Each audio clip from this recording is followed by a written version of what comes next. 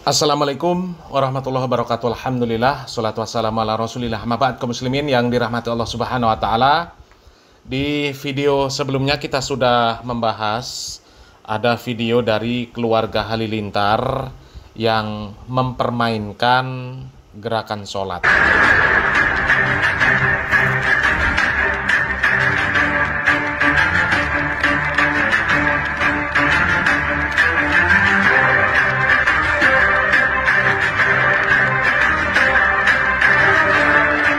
Kami nggak tahu ya ini siapa namanya, ya keluarga Halilintar yang ini siapa namanya kami nggak tahu kaum muslimin.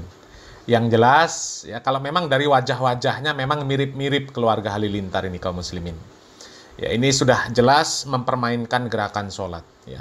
Gerakan ruku ya dibuat mainan, gerakan tasyahud dibuat mainan, ya gerakan ketika sedekap dibuat mainan. Ya, semuanya dibuat mainan kaum muslimin. Dan ini jelas-jelas mempermainkan syariat Islam. Ini video baru kami dapatkan dari media sosial kaum muslimin. Entah postingan kapan nggak tahu. Karena memang nggak tahu ini orangnya ini siapa namanya nggak tahu. Ya. Tapi ada satu postingan lagi kaum muslimin yang dituliskan oleh netizen di kolom komentar. Ya. Ini ada video lama. Ya, video lama kalau ini kaum muslimin. Ada video lama dari Atta Halilintar, yang mana di dalam video tersebut Atta Halilintar mempermainkan sholat. Ya. Ternyata sudah sejak lama mereka membuat konten-konten yang isinya mempermainkan gerakan sholat, mempermainkan ibadah sholat, dibuat lucu-lucuan kaum muslimin. Hanya sebatas konten untuk nyari viewer saja kaum muslimin. Coba kita lihat videonya kaum muslimin.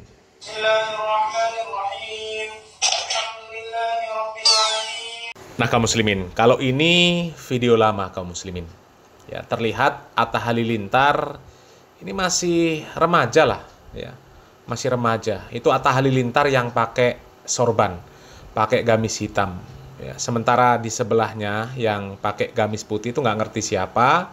Kemudian itu ada jamaah-jamaah anak-anak perempuan juga di belakangnya siapa nggak ngerti. Imamnya juga siapa nggak ngerti. Ya. Kalau kami lihat dari bentuk wajahnya, yang keluarga Halilintar ini ya Atta Halilintar sama sebelahnya itu yang pakai gamis putih. Ya, apa itu kakaknya, apa adiknya, wallahu alam bishawab. Ya.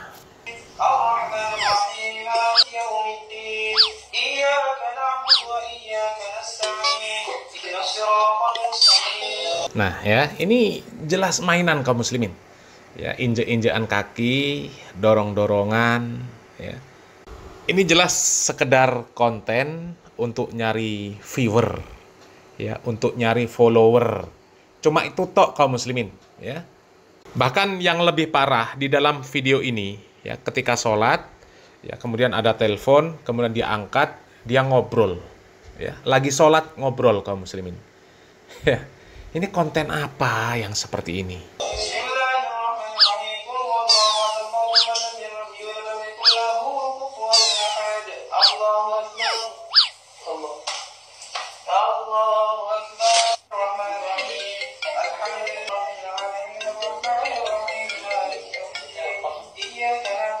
Halo bro, oh iya kan besok ya, gua ikut besok.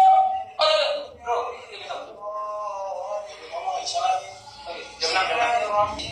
jam 6 ya bro besok. Oke, saya lagi sholat tarawih.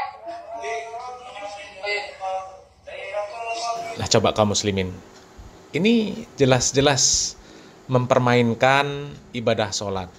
Dan katanya itu tadi lagi tarawih katanya. Ya, itu berarti dia membuat konten di bulan Ramadan. Ya, bulan Ramadan yang seharusnya dimanfaatkan untuk ibadah yang serius, tapi dia malah mempermainkan sholat cuma untuk konten. Dan ini video lama kaum muslimin.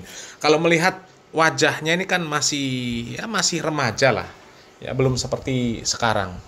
Ya, ternyata sudah dari dulu mereka ini buat konten cuma sekedar untuk nyari viewer, rela untuk mempermainkan syariat Islam. Ya. Dan kita tahu kaum muslimin, ya, keluarga Halilintar ini keluarga yang terkenal tajir melintir katanya, ya. Tapi apa gunanya tajir melintir punya banyak uang, tapi hasil dari membuat konten yang mempermainkan syariat Islam.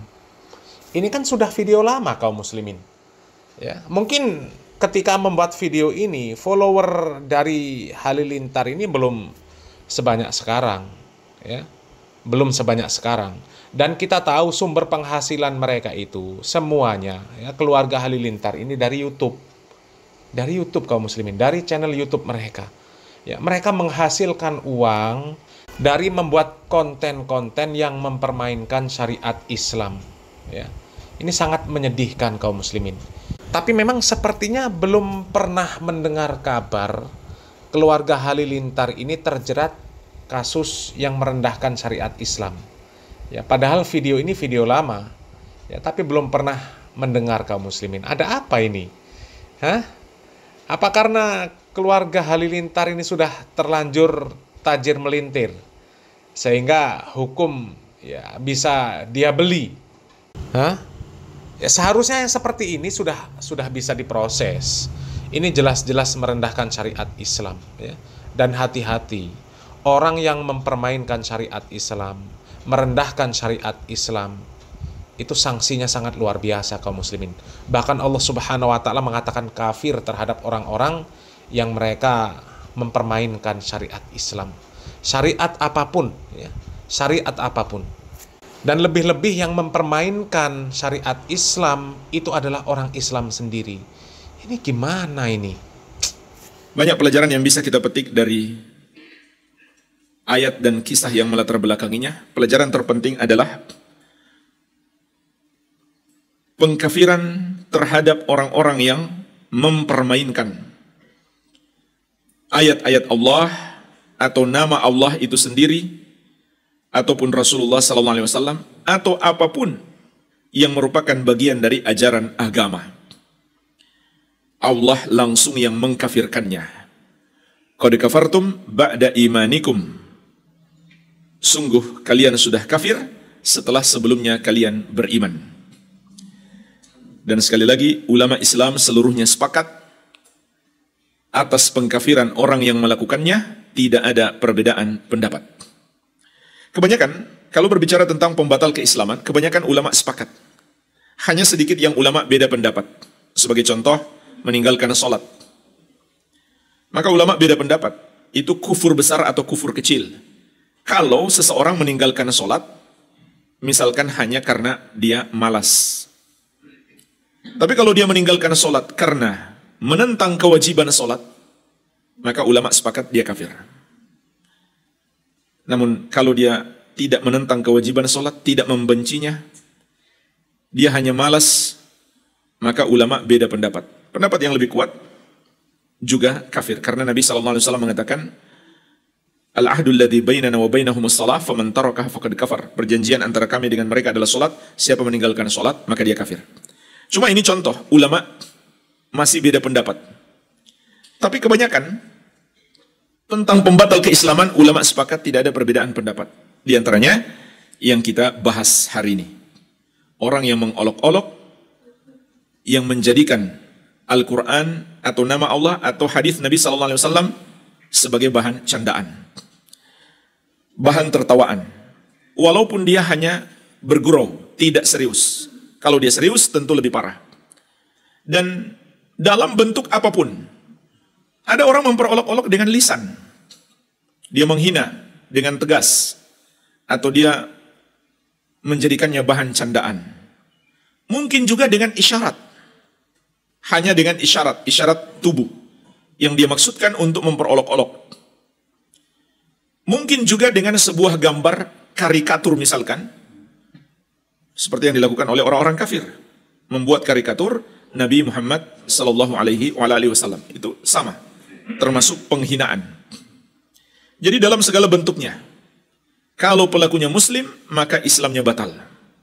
Dan wajib bagi pemerintah memberi hukuman mati kepadanya. Disepakati ulama, tidak ada perbedaan pendapat. Kalau pelakunya kafir, juga dihukum mati. Kalau pelakunya di negeri lain, kaum muslimin harus memerangi orang itu. Kalau negaranya membela, kaum muslimin memerangi negaranya. Ini ketentuan dalam Islam. Dan inilah diantara kemuliaan umat Islam. Namun sekali lagi, melakukan tindakan-tindakan fisik itu adalah hak pemerintah. Kalau pemerintah mengeluarkan keputusan, kita disuruh berjihad, barulah kita berjihad.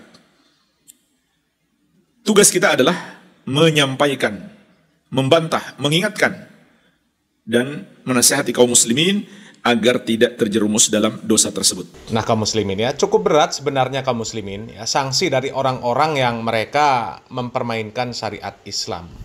Ya, apalagi jelas disengaja dan pelakunya Islam kaum muslimin, apalagi ya seorang public figure. Ini berbahaya kaum muslimin. Ya, kalau dibiarkan yang seperti ini akan banyak orang-orang yang meniru, membuat konten-konten yang serupa ya, supaya mereka juga bisa seperti yang membuat konten pertama ini kaum muslimin, berhasil ya, kontennya viral, kemudian mendapatkan banyak cuan. Ya. Kalau dibiarkan akan semakin banyak konten-konten kreator yang mencontoh ide-ide konten dari keluarga Halilintar ini kaum muslimin. Ya. Apalagi sudah terbukti keluarga Halilintar kemudian ya, menjadi tajir melintir dari hasil membuat konten. Ya.